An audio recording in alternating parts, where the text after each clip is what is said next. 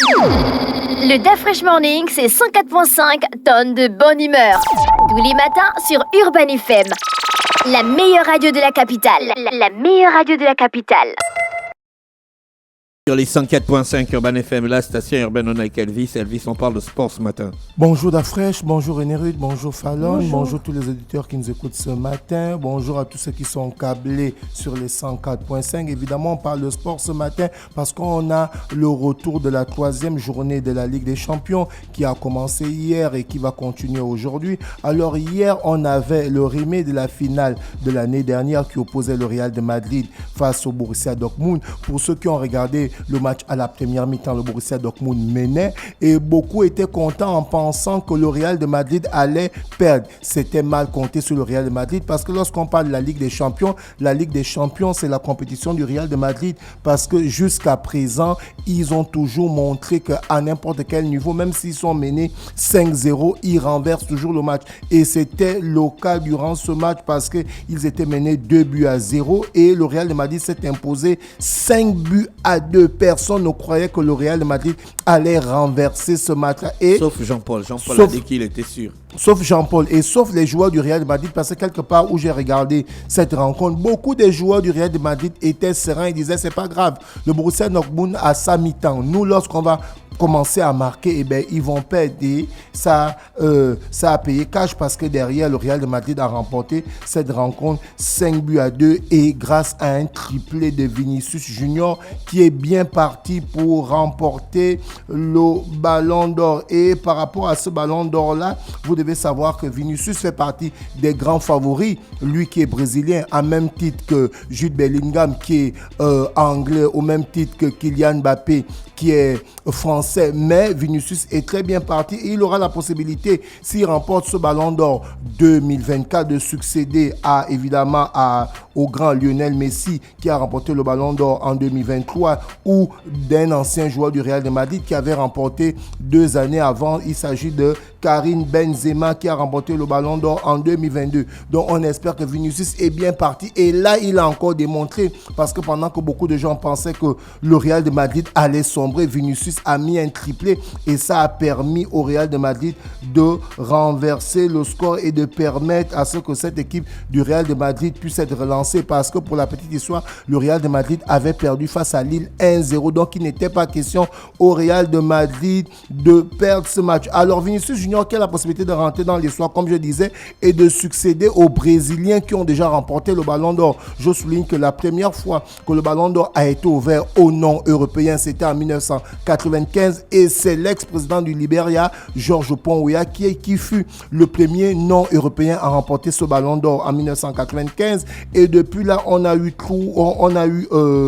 4 Brésiliens qui ont été couronnés, à savoir Ronaldo qui a remporté le Ballon d'Or 2 fois en 97 et en 2002, on a Rivaldo qui a remporté le Ballon d'Or en 99, on a Ronaldinho, l'un des derniers magiciens brésiliens, l'homme, il nous faisait planer quand il évoluait du côté du Football Club de Barcelone, du Paris Saint-Germain ou du Milan. C'est celui qui avait la queue de cheval et qui avait des magnifiques dribbles. Il a remporté le Ballon d'Or en 2005 et on se souvient de Ricardo Kaká avec le Milan. C'est dans Ancelotti qui a remporté la Ligue des Champions en 2003 et en 2007.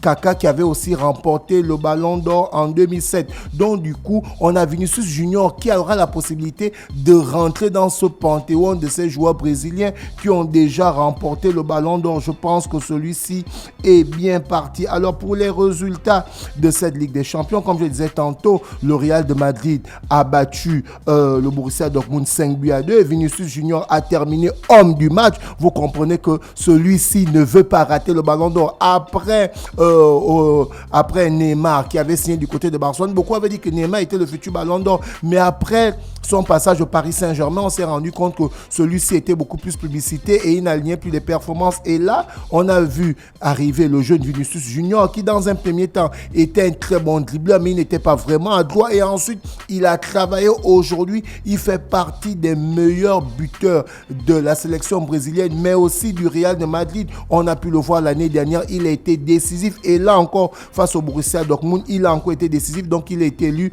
homme du match et il est bien parti pour remporter le ballon d'or. Ensuite, on avait la rencontre du Paris Saint-Germain face au PSV Eindhoven. Les deux équipes ont fait un but partout. Le PSG a joué hier. Le PSG a joué hier et ils ont fait contre le PSV Eindhoven. Ils ont encore quel grand joueur, le PSG? Le PSG, ils ont Kolo Muani, ton joueur qui avait raté la dernière occasion de la Coupe du Monde 2022 lorsque Emiliano Martinez avait arrêté le ballon comme un gardien de handball. Ils ont le jeune Dembélé, ils ont Hakimi, ils ont Marquinhos. Donc, ils ont quand même quelques bons joueurs et c'est Hakimi qui a terminé homme du match. Et là, le Real de Madrid, le Paris Saint-Germain, autant pour moi, n'est pas bien parti pour être qualifié pour les huitièmes de finale parce que 8 seront qualifiés pour les huitièmes de finale et évidemment du 9e au 24e, ils vont aller jouer les matchs d'appui en aller et retour pour être qualifiés pour les huitièmes de finale. Donc, le Paris Saint-Germain qui a 3 matchs joués, une victoire, une défaite et un match nul. J'espère que cette équipe parisienne va rapidement se relancer. Alors, voici les résultats complets de cette 3e journée de la Ligue des Champions. Le Football Club de Monaco a corrigé l'Étoile Rouge de Belgrade 5-1. Ensuite, le Milan s'est imposé, oui. Monaco. Oh, le club de Belgrade, c'est pas aussi c'est un club serbe, c'est vrai, il y a un très bon niveau là-bas, mais la Ligue 1 est un peu plus élevée. Donc Monaco qui a écrasé l'Étoile Rouge de Belgrade 5-1. Le Milan a battu le FC Bruges 3-1. Arsenal s'est imposé face au Shakhtar 1-0. La Juventus a perdu contre le Stuttgart 1-0. Ensuite, on a le Real de Madrid qui a écrasé le Borussia Dortmund, malgré que le Borussia Dortmund menait à la mi-temps 5-2. Le Paris Saint-Germain a fait 1-1. Rion a battu Salvia 2-0. Aston Villa a battu Bologne 2-0. Alors aujourd'hui, à partir de 17h, nous avons les rencontres suivantes. L'Atlanta sera opposé au Celtic de Glasgow à partir de 17h45. Brest sera opposé à Leverkusen à partir de 17h45. À partir de 20h, heure du Gabon, Leipzig sera opposé à Liverpool de Mohamed Salah. Manchester City sera opposé au Spartak de Prague à 20h. Et le Football Club de Barcelone sera opposé à son meilleur ennemi, le Bayern de Munich. On espère que l'équipe préférée de Chris Lacreuzi, le Football Club de Barcelone, ne sera pas écrasé par le Bayern de Munich parce qu'on sait que lorsque ces deux équipes s'affrontent, c'est toujours une pluie des buts. Et la dernière rencontre va opposer l'Atlético de Madrid face à Lille. Là, on parlait évidemment de la Ligue des Champions. On a aussi les Young Boys à 20h qui sont opposés à l'Inter du Milan. On a le Benfica qui va recevoir le Feyenoord de Rotterdam et on a Salvo qui sera opposé au Dynamo Zagreb. Donc tous ces matchs, ce sera à partir de 20h. Alors, chers auditeurs, on va parler de basketball parce que là, on a eu le président de la Fédération gabonaise de basketball, Willy Konra Asoko, qui a introduit les équipes de basketball, à savoir Mwanda Basketball et la Naban Zanyon Basketball, qui ont remporté respectivement la Coupe du Gabon 2023-2024.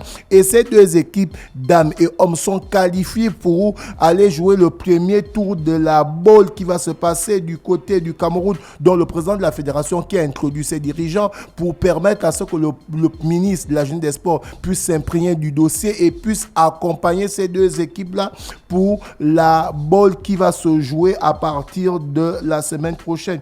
Je rappelle que ce sont les éliminatoires de la bowl pour le premier tour. On parle des qualifications de la zone 4 qui va se jouer du 27 au 31 chez les dames. Et nous avons 4 clubs qui sont qualifiés. On a le FAB du Cameroun, on a King Africa de la Guinée équatoriale, on a ASB Makemeno, je pense que c'est en lingala de la RDC et je ne parle pas le lingala. Je ne parle pas le lingala et on a apprendre, hein? Et on va voir et ça dans l'oiseau dit le pied ne dit pas l'oiseau.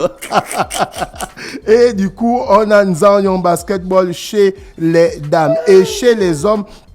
La compétition va se passer du 27 au 31 et là, ce sera un peu plus corsé parce que Mwanda Basketball arrive pour la première fois en Coupe d'Afrique. Donc, il va falloir aller représenter le Gabon. Alors, on a KSA du Cameroun qui est qualifié. Du côté de la RDC, on a la même équipe qui est qualifiée chez les filles. C'est la même équipe qui est qualifiée chez les hommes. On parle de ASB Château Sport du côté de la RDC. Ensuite, Ensuite, du côté de la RCA, on a les Abeilles.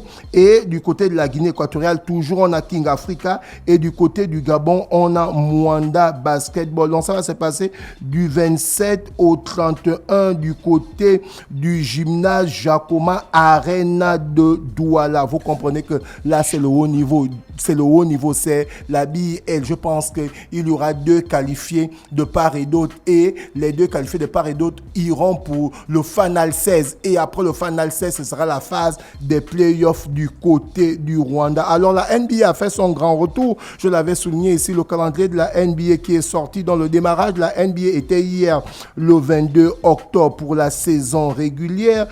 Le 14 et le 17 décembre prochain, on aura les demi-finales de la Coupe de la NBA et le 25 et le 23 janvier, on aura les matchs de basketball qui se passent du côté du Paris d'Afresh, toi qui va régulièrement aux États-Unis et en France pour parler des villes qui va régulièrement René Ruth qui va régulièrement en Russie. Donc là, on va parler de la France. Depuis pratiquement 3 ans déjà, la NBA se déplace du côté de la France. C'est pour non seulement pour vulgariser le basketball. Le basketball est déjà connu sur le plan international, mais ça permet aussi d'amener certains joueurs américains qui ne sont jamais déplacés du côté de la France, aller voir un peu comment ça se passe en France, et ça crée un grand engouement parce que pour cette année, on aura la particularité que les Spurs seront opposés aux Pacers de Indiana. Donc il y a des matchs de NBA qui se jouent à Paris depuis pratiquement 3 ou 4 saisons, tu vois. Et pour cette année, on a la particularité que c'est San Antonio de Wemby. Ah, mais donc le gymnase qui est à Paris où ils vont jouer est aux normes de la NBA. Bien sûr, c'est quand même la France, une grande nation. C'est une grande nation, est-ce que tu comprends? Tu sais que le basket européen n'est pas pareil que le basket américain.